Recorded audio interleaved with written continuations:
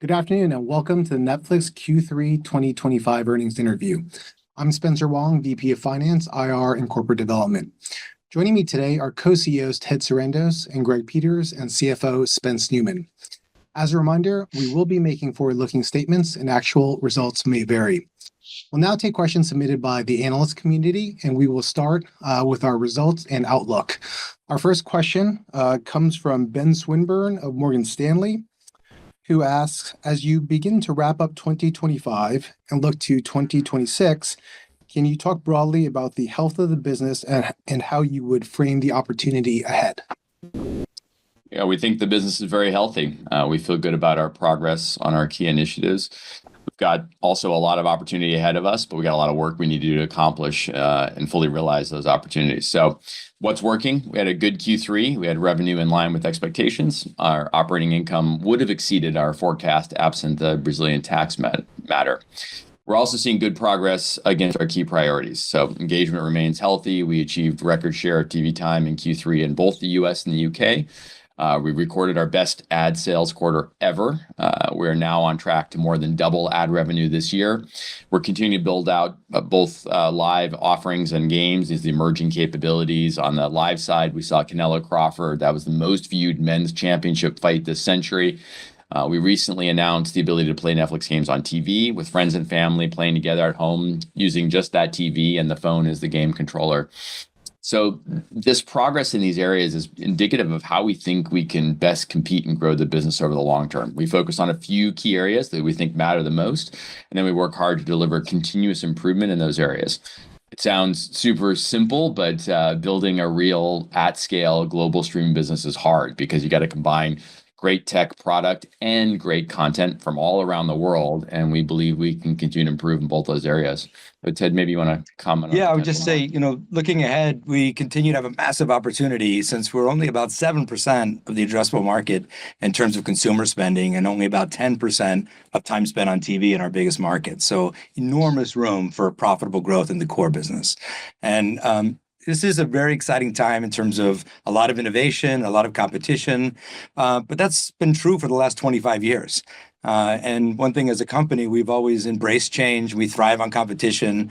It pushes us to improve the service even faster for our members. Back at the beginning in the early DVD days even, and now in streaming and global streaming of original content, we compete with the biggest players in the world, tech and media. And as you see, we keep growing engagement, revenue, and profit. So, today we're an entertainment company. We program for an audience that's approaching 1 billion people around the world. We're producing series and films for local audiences in multiple markets. Many of those films and series resonate around the world. And a really great example of that, I think, is this summer's K-pop Demon Hunters. Obviously a smash hit, but it's also emblematic of exactly what we're trying to do every day. In fact, feature animation is an example of that continuously improving the core. We've been grinding away at original feature animation for a few years now, and K-pop Demon Hunters is our most popular film ever. And it proves our ability to create breakthrough hits and move the culture. Today, we announced Mattel and Hasbro have been named the global co-master toy licensees for K-pop Demon Hunter. This is a rare, maybe unprecedented partnership for them, and we're going to need them both to help meet the massive demand for fans to get closer to their characters off screen every day. We're here to entertain the world, and we're delivering tremendous value to our members every day. When you have a hit the size of K-pop Demon Hunters, it stirs the imagination of how big we could take this. And as long as we keep improving on the core business every day. So we feel great about the business. And as Greg said, we are as energized as ever. Thank you, Ted and Greg. Our next question comes from Steve Cahill of Wells Fargo. Can you please provide more color on the nature of the tax expense and why it fell above the operating line? Sure, Spencer. I'll take that one. Greg and Ted were on a roll, but I think I will take the short straw for this one.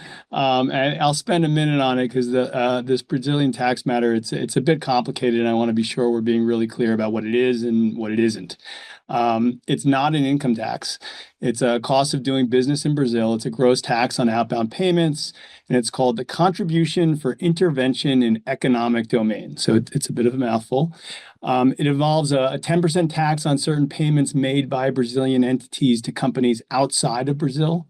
It's not a tax that's specific to Netflix. It's not even specific to streaming. So we assume other companies will be impacted by this. In our case, Netflix Brazil pays Netflix US for services that enable Netflix Brazil to offer subscriptions to our Brazilian customers. And we actually received a favorable ruling from a lower court back in 2022 that concluded we were not subject to this tax, which is why we believe we couldn't accrue this previously.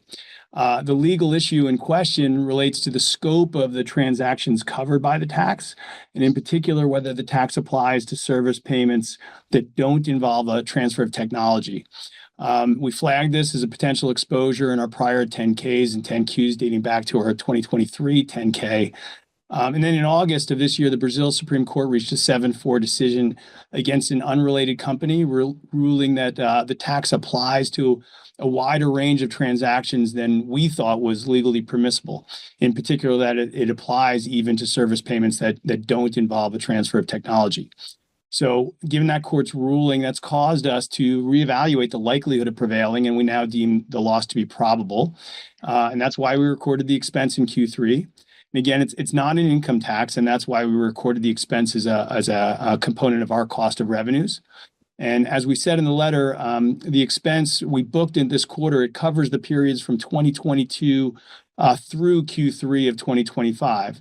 Of the amount we booked in cost of revenues this quarter, just about 20% of it is for the year 2025, with the remainder related to those 2022 to 2024 periods. So, look, I know that was a lot. There's just two really important takeaways that I want to leave you with. The first is that the contribution for intervention in economic domain, it's a unique tax. It is a mouthful. No other tax looks or behaves like this in any other major country in which we operate.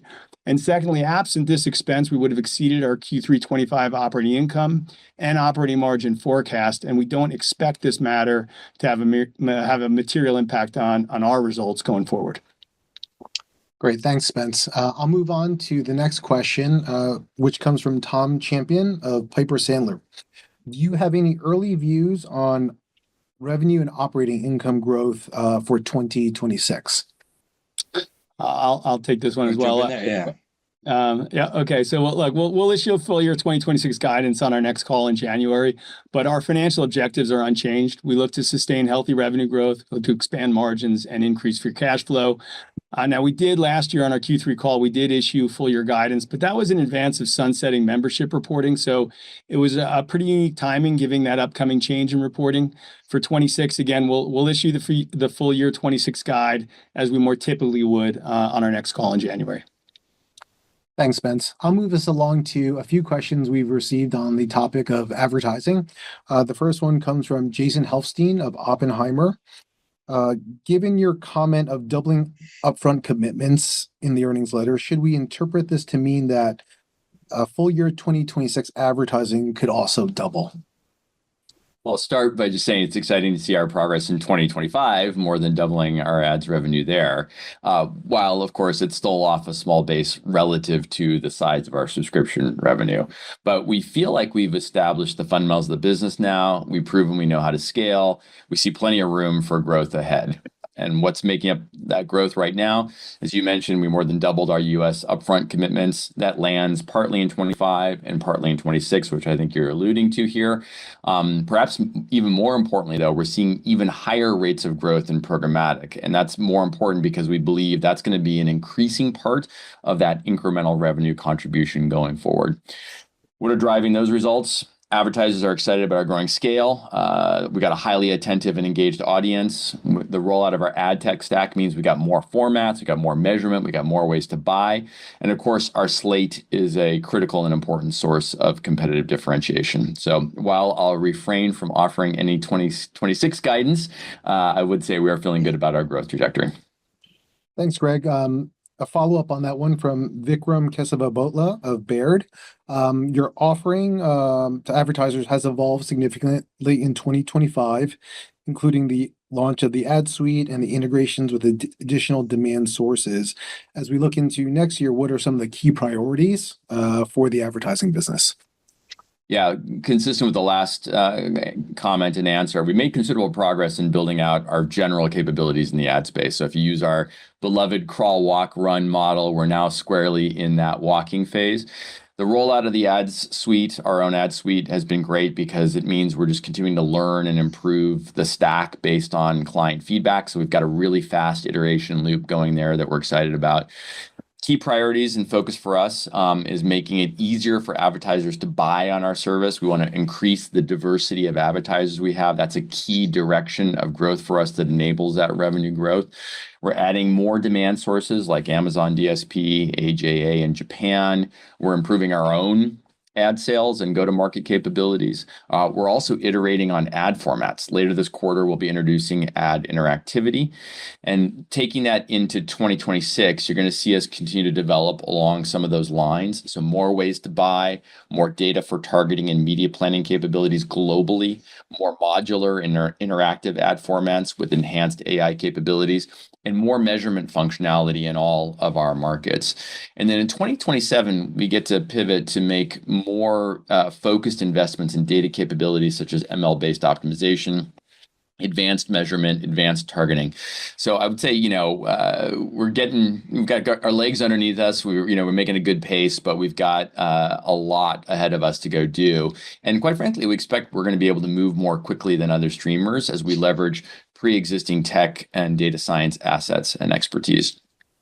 Thanks, Greg. And to round out our last question on advertising, this one comes from Dan Salmon of New Street Research. Are fill rates improving in line with your expectations as the Netflix ad suite and new demand partnerships scale up? Now, we focus on overall revenue as the most important metric we're seeking to optimize. But having said that, fill rates have improved, and we believe they're going to continue to improve as we continue to develop our go-to-market capabilities, more measurement, more targeting. Thanks, Greg. I'll now move us along to the topic of content and engagement. A lot of questions there. We'll begin first with Steve Cahall of Wells Fargo. Are you seeing a pickup in engagement like you've expected? Yes, total view hours grew a bit faster in Q3 25 than in the first half of 25. In fact, in Q3, we achieved our highest quarterly view share ever in the United States at 8.6%, and in the UK at 9.4%, according to Nielsen and Barb, respectively. These are just two countries that we've got really good measurement on that share. We also believe we're going to continue to see steady growth in view hours over time. We grow engagement by expanding our programming and the range of our offering. This is a critical and very proven dimension of growth for us. But we're also seeing that certain engagement delivers outsized and different value. And we saw pretty good examples of this in Q3. You got the Canelo Crawford fight, most viewed men's championship boxing match this century. You got K-pop Demon Hunters, our biggest film ever, huge impact on the cultural zeitgeist. Both are great examples, and they're also from really different parts of our programming spectrum of this punctuated value. Now, we believe we've got a better understanding of the streaming business than any of our competitors, but we're also continuing to learn, and we're in the process of really building a better understanding of how these particular moments deliver differential value to our members and the business. Yeah, I mean, just to add here, Steve, we're going to continue to benefit long-term from the trend, just of folks moving from linear viewing to streaming. That has a kind of a natural adoption curve. But I also look for, and we have an incredible slate in Q4, and we're really excited to follow that up in 2026. But it's not about any one single title in Q4 or next year. As you know, even our largest titles and the biggest success generally drives less than 1% of our total viewing. So it's really about having a steady drumbeat of shows and films that our members love. That's what drives continued steady growth and engagement over time. And we gave a lot of detail about our Q4 coming up in the letter, including an incredible slate of film and the wild ride finale of Stranger Things. But I wanted to give you a little bit of color on 26. Maybe this is a longer answer than you were bargaining for, Steve. But we're really particularly excited about a few things that are coming up next year, like the return of some of our biggest and most loved shows like Bridgerton, Beef, Emily in Paris, One Piece, Outer Banks, Virgin River, The Gentleman, Avatar: The Last Airbender, Running Point, Ginny and Georgia, Lupin, all coming back for new seasons in 26. We've got this amazing slate of films with, a big event film from Greta Gerwig with Narnia. Here Comes the Flood, starring Denzel Washington. Ben Affleck is directing this great movie for us called Animals. Apex from Charlize Theron, an incredible action movie. Matt Damon and Ben Affleck are on screen together and starring in The Rip. A couple of great rom-coms, Office Romance with Jennifer Lopez, and People We Meet on Vacation. Our French team has got an incredible epic film, Quasimodo, coming up. And Peaky Blinders fans are going to freak out for the Peaky Blinders movie, The Immortal Man, with Cillian Murphy. It's really great. And lots and lots of brand new series work going on this year and coming out in 26. Golf with Will Ferrell, Little House on the Prairie, Man on Fire. We have new series from the Duffer Brothers, amazing slate of K-dramas. That's just to name a few. But in other words, we've got a pretty great 26 coming up after this pretty phenomenal Q4. Thanks, Ted.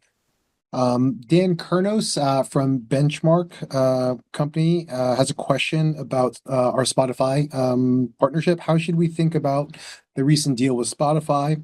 How aggressively will you build out this podcast category?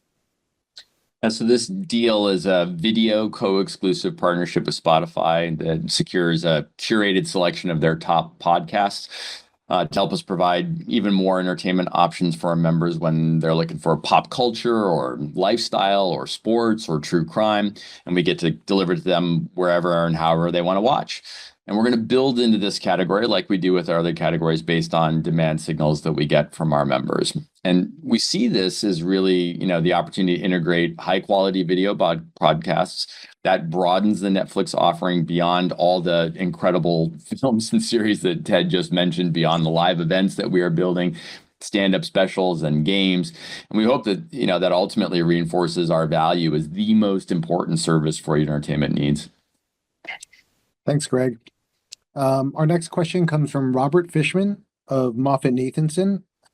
Following the strong theatrical performance of K-pop Demon Hunters, can you share your updated perspective on monetizing some of your content in the theatrical window on an exclusive or non-exclusive basis? Well, first of all, thanks, Robert. There's no change in the strategy. Our strategy is to give our members exclusive first-run movies on Netflix. We occasionally release certain films in theaters for our fans, like we did with K-pop Demon Hunters, or as part of our launch strategy, publicity, marketing, qualification, all those things, and we'll continue to do that. We believe that this film, K-pop Demon Hunters, actually worked because it was released on Netflix first. Look, we had a film that people fell in love with. That's first and foremost. But not in a huge way on the first day or even the first weekend. In fact, it was the super fans who watched the movie and repeat watched the movie that drove the recommendation engine, that got it in front of more super fans who also fell in love with the movie. So that ease and value that allowed folks to repeat view it, the ubiquity of distribution, which took all the guesswork out of how to watch it when you did finally see it show up in your social media feed.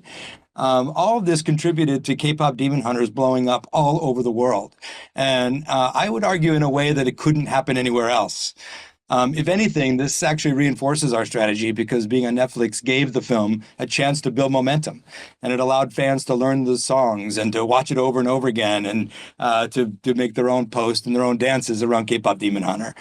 Now, for some films, seeing it together and singing out loud is super fun, and it's a differentiated experience. And we were able to do that with the K-pop Demon Hunter sing-alongs 8 weeks after the film premiered on Netflix, and we did have a good weekend.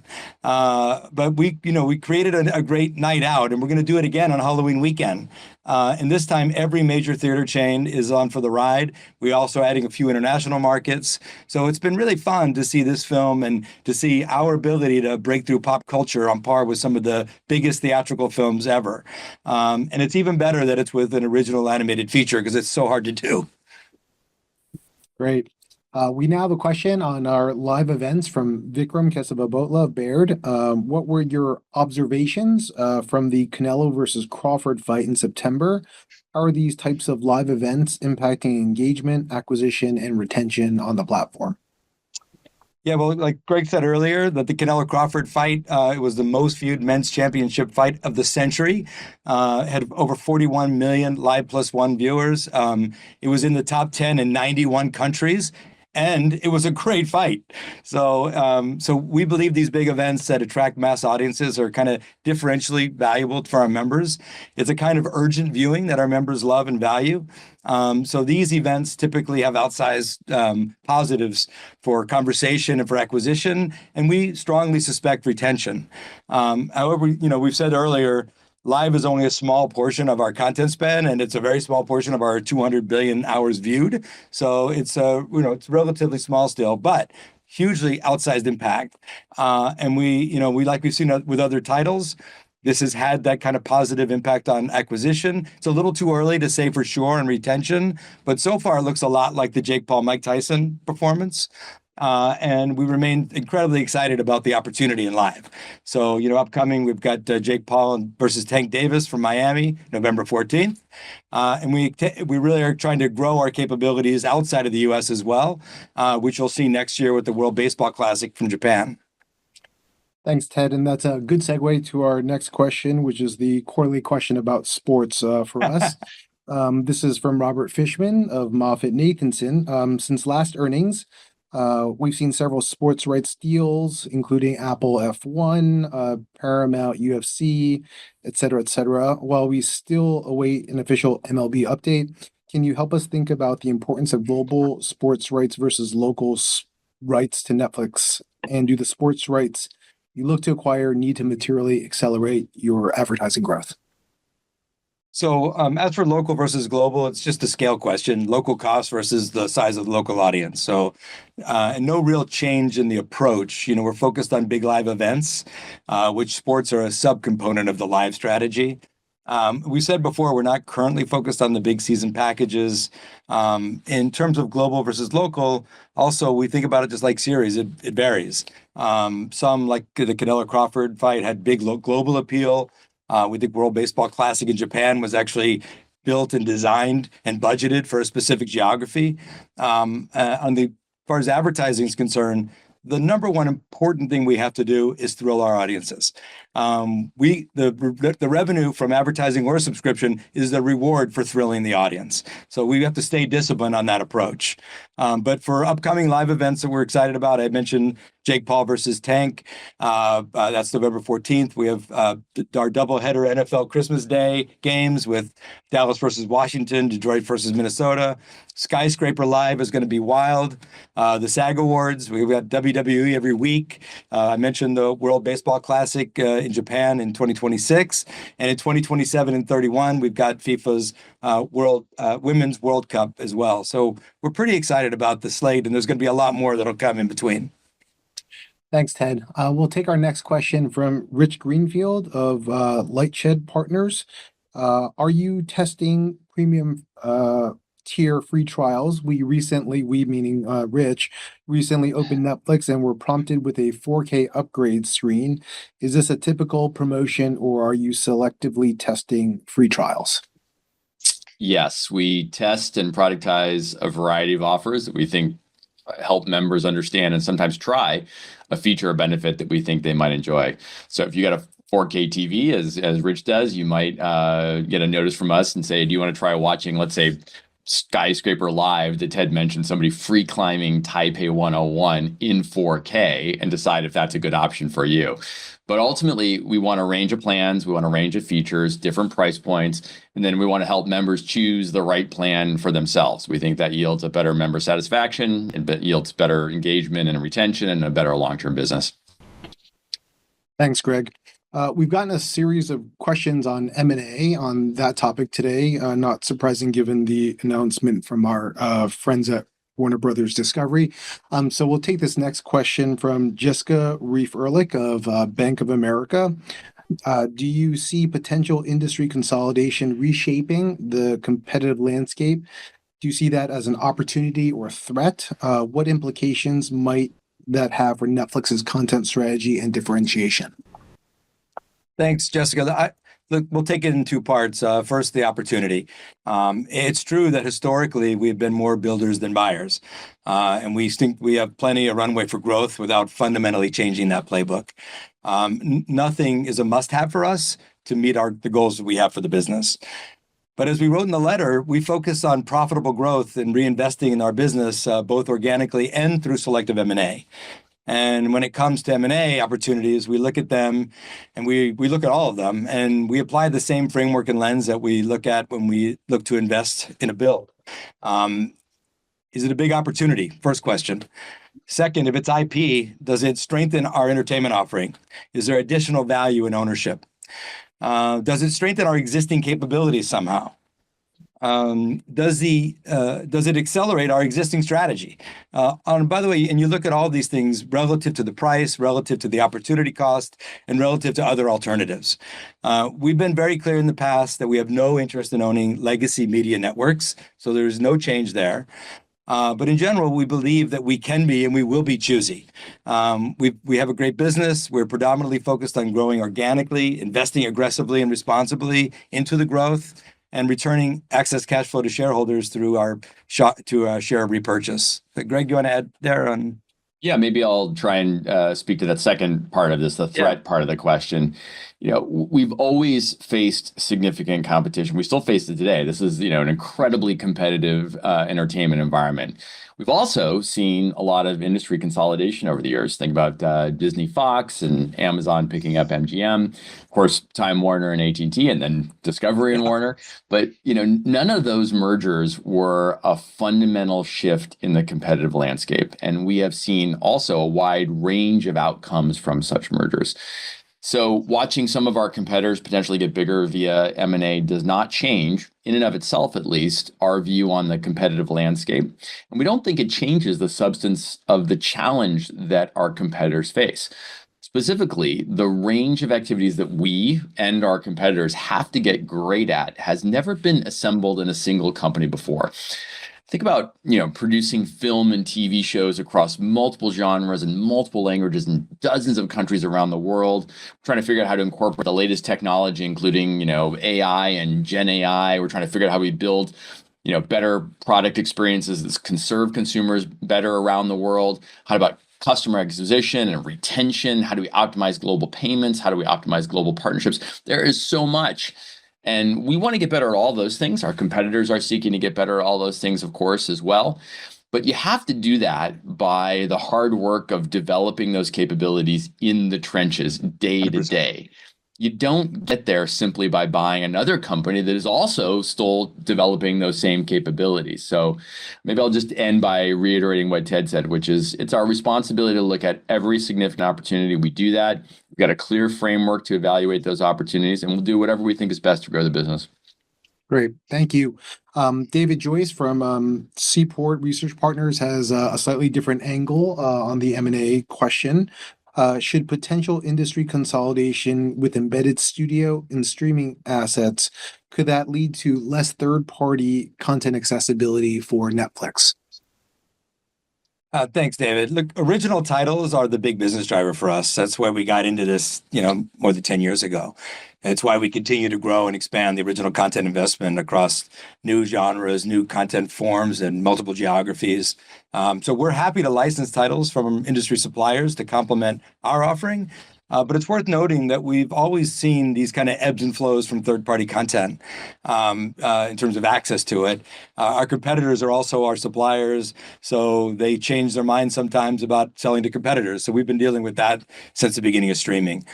But as we sit here today, we're not dependent on any single supplier. No single supplier represents more than a small minority of our total view hours. And more importantly, I think, is that we've proven time and time again that licensing to Netflix is the best way to build audience, build revenue, and create value for your IP.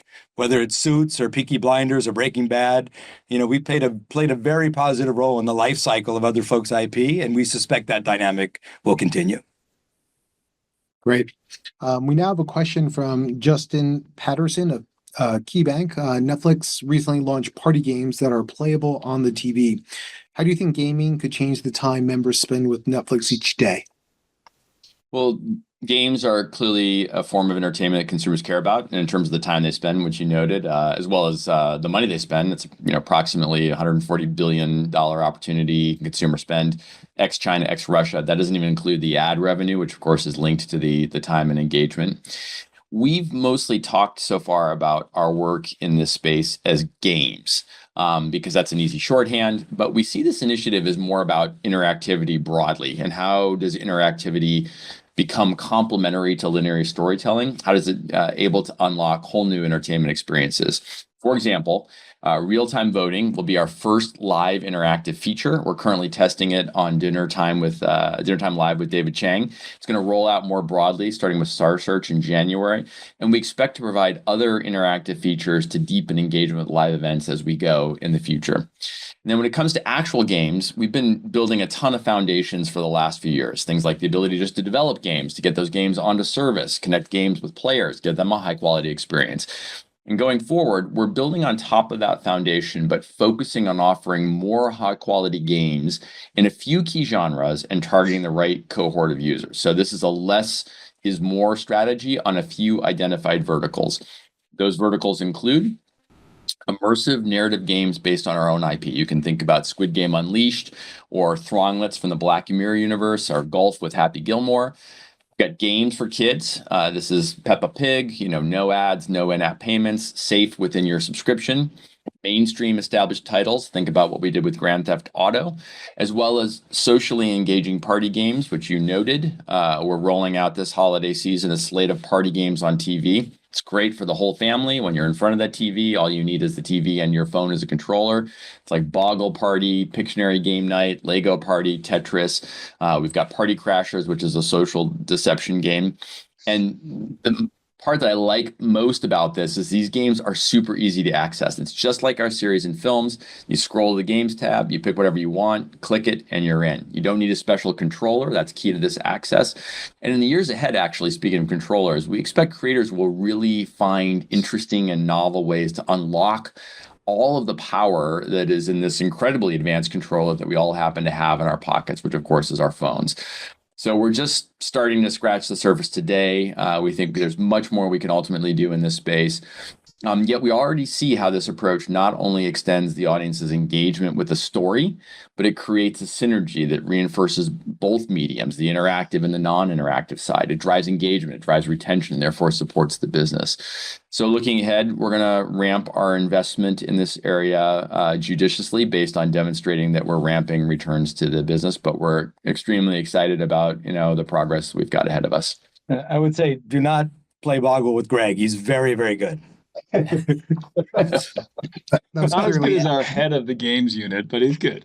He has a leg up on us. He's very good. He does. I think he gets to play it quite often.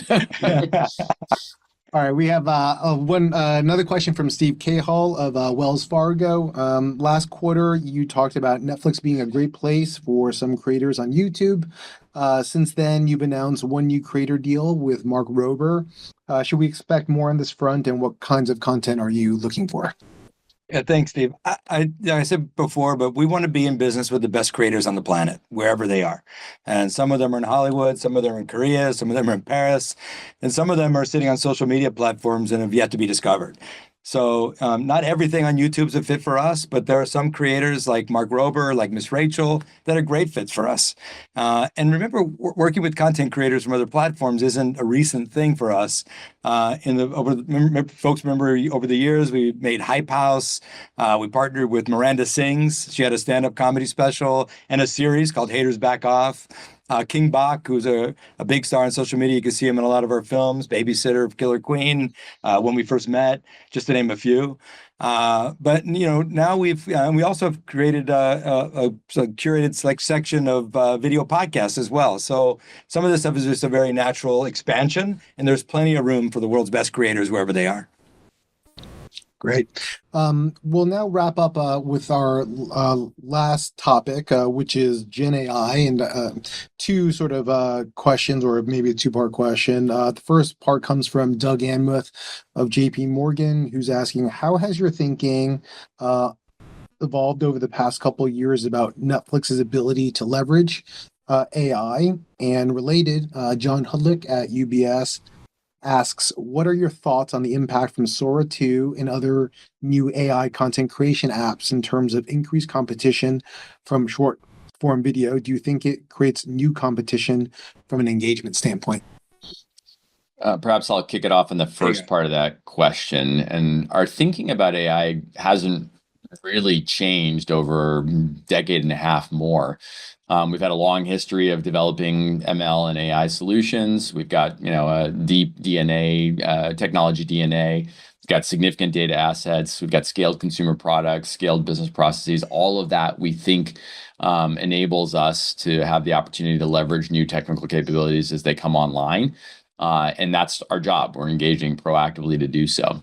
As we said in the letter, specifically with Gen AI, we see a huge number of places in the business where we can bring these technologies in. They provide more capable tools. They improve productivity. They improve velocity of innovation. They deliver better results for members, for creators, for partners. The vast majority of those cases involve us going to market for solutions and just integrating them into our existing tools and products. But there are a few spaces where we think that making targeted investments is important. We think we can develop, often using building blocks from others. So think about this as foundational models that we get open source or commercially to make cutting edge tools and cutting edge experiences.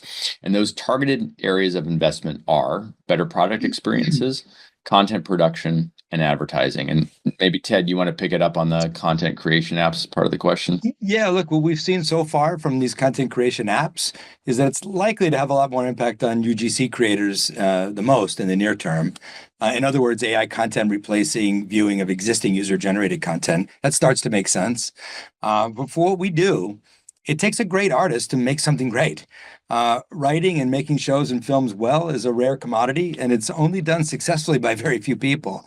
So AI can give creatives better tools to enhance their overall TV movie experience for our members, but it doesn't automatically make you a great storyteller if you're not. So if music is a leading indicator of all this, AI-generated music has been around for a long time, and there's a lot of it. And it's a pretty small part of total listening. And established artists like Taylor Swift continue to be more popular than ever. So even in a world filled with AI music, AI seems to be mostly a tool for musicians to take their sound in new directions. And, so we're confident that AI is going to help us and help our creative partners tell stories better, faster, and in new ways. We're all in on that. But we're not chasing novelty for novelty's sake here, and we're investing in what we believe delivers value for creators and members alike. So we're not worried about AI replacing creativity, but we're very excited about AI creating tools to help creativity. Great.